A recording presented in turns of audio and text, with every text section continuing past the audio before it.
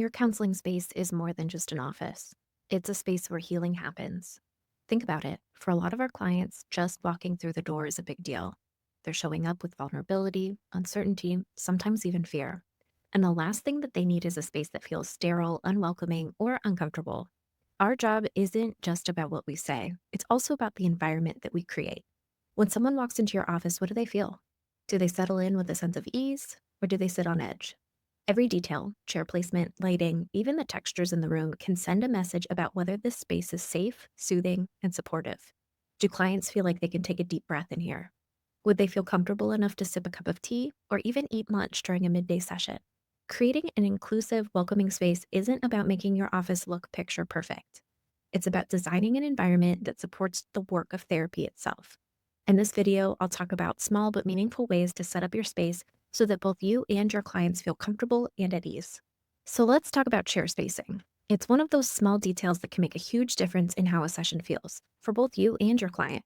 If you're sitting too close, it can feel intrusive, like you're right in their personal space. But if you're too far away, it might create an emotional distance that makes it harder for clients to open up. A good rule of thumb, about 3 to 5 feet apart. Close enough to feel connected, but with enough space for clients to breathe and settle in. But here's the thing, everyone's comfort level is different. Some clients may need more space, while others might feel reassured by a slightly closer setup. That's why flexibility matters. If you can, consider movable seating. Maybe a chair that can easily slide back and forth, or an extra seat available so clients can choose where they feel most comfortable. Also, think about the room's layout. Are you directly facing your client, or is there a slight angle to your seating? Some people find direct eye contact too intense, so positioning chairs at a slight angle rather than head on can help the conversation feel more natural.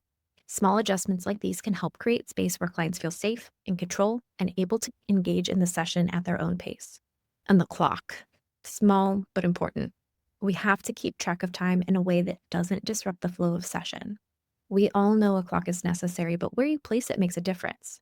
If it's right in the client's direct line of sight, they might end up watching it like a countdown timer instead of staying present in the conversation. Instead, try placing it behind or beside them. That way, you can check the time discreetly without pulling them out of the moment. And here's a little tip, set a calendar reminder to change those batteries.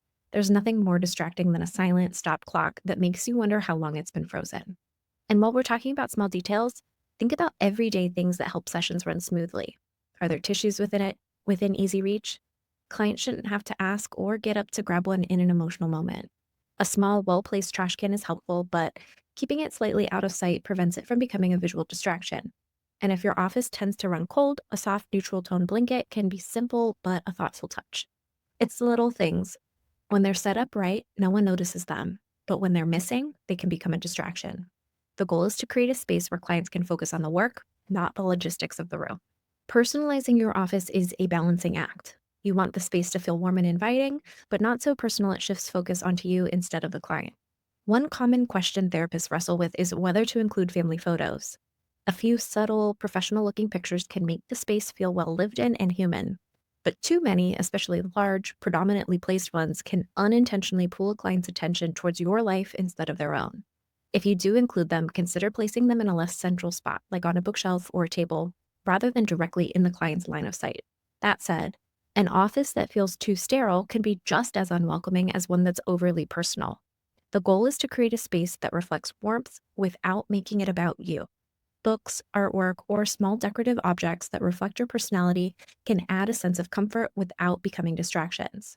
Maybe it's a framed print of a nature scene, a collection of books related to therapy, creativity, or self-growth, or a small object that adds a grounding element, like a plant, a sculpture, or a bowl of smooth stones that clients can touch.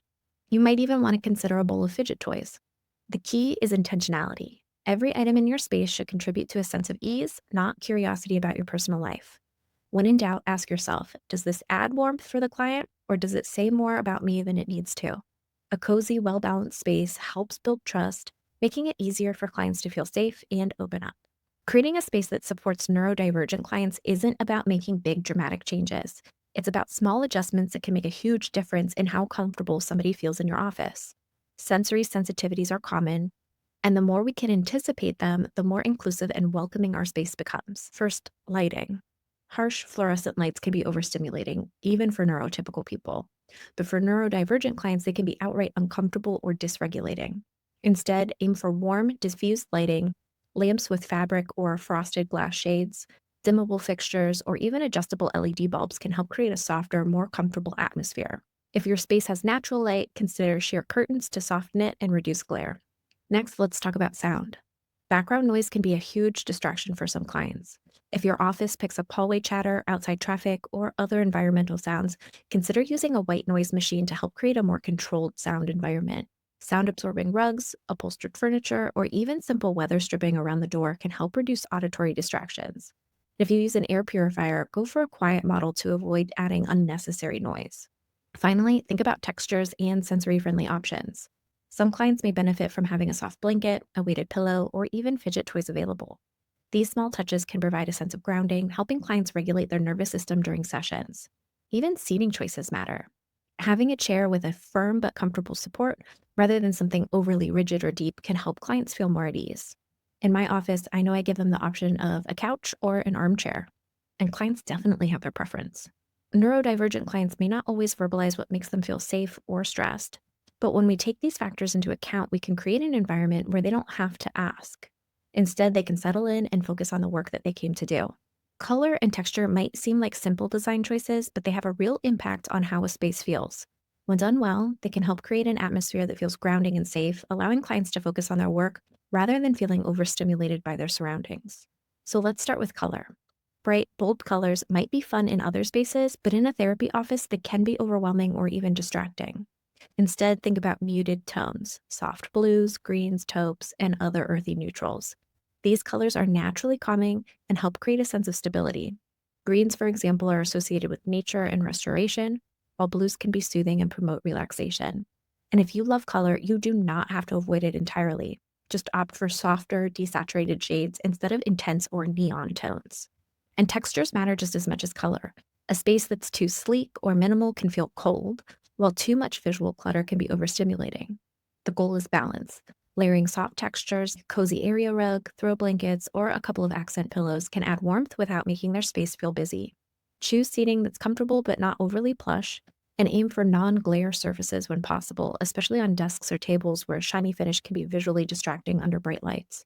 Again, the key is intentionality. Every element in the room should contribute to a sense of calm without demanding attention. When in doubt, ask yourself, does this color or texture make the space feel more settled and safe, or does it add unnecessary stimulation?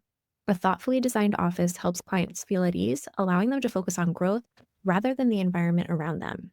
Hospitality in a counseling office isn't about making things fancy. It's about small gestures that help clients feel welcomed and at ease. One simple but meaningful way to do this is by offering drinks. Providing water, tea, or even coffee makes clients a moment to settle in, physically and mentally, before diving into session. It's a nonverbal way of saying, "You're welcome here. Take a breath." But like everything in your space, intentionality matters. Not everyone tolerates strong scents, so offering unscented or mild herbal teas can be a thoughtful choice. Some people are sensitive to caffeine, so having a non caffeinated option is always a good idea. Even just having a water station with a pitcher and cups or some bottled water available can make a difference. Beyond drinks, consider the overall feeling of your space. Does it feel comfortable enough that a client could sit down and eat their lunch if they had a midday session? That might sound like a small detail, but it's a great test of how welcoming your space actually is. If a client feels like they need to be overly formal or restrained in your space, it might not feel as safe as you intend. The goal is to create an environment where clients feel cared for, not just as therapy clients, but as a whole person. Offering a small hospitality touch like a warm cup of tea isn't about impressing anybody. It's about reinforcing that this is a space where they can show up as they are, be comfortable, and do the work that they came to do. Your therapy office isn't for your clients, it's for you too. If you don't feel comfortable in your own space, that discomfort will show up in your body language, your energy, and even your ability to be fully present.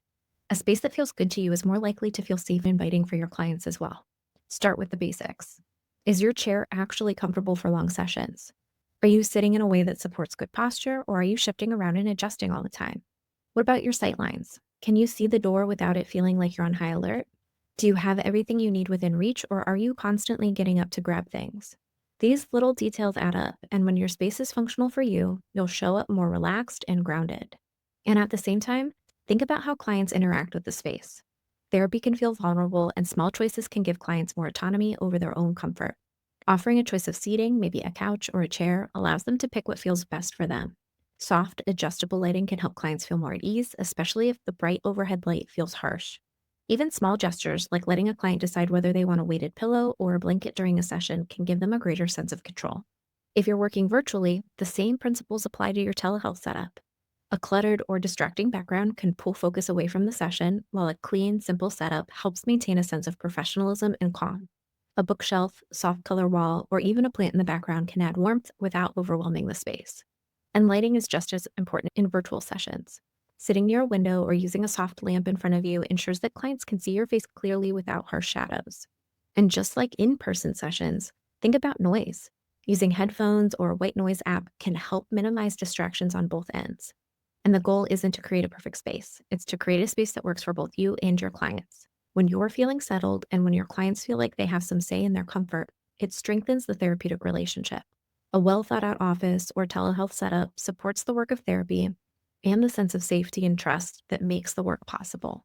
A well designed counseling space does more than just look nice, it actively supports both you and your clients. Every choice from seating and lighting to decor and hospitality plays a role in creating an environment where clients feel safe, supported, and able to engage in the work of therapy. Whether it's adjusting your chair placement, adding softer lighting, or simply making sure that there's a comfortable spot for a client to settle in, these small details can have a big impact.